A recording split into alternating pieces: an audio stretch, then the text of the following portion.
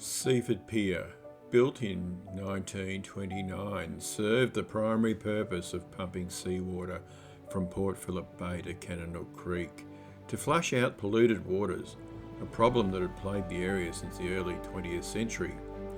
While the original pipe was dismantled in 1953, the pier itself remains as a relic of its functional past and has since become a popular local attraction for fishing, sightseeing, and enjoying the picturesque surroundings.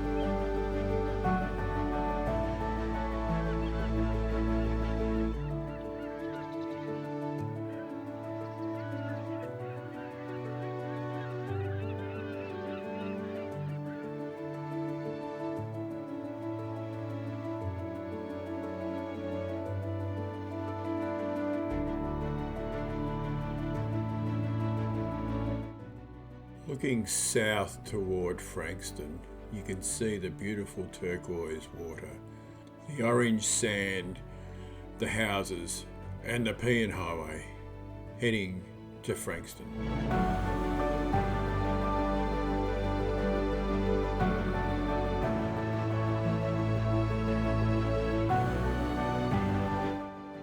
As we pan to the right, turning from Frankston, looking through the pink morning mist,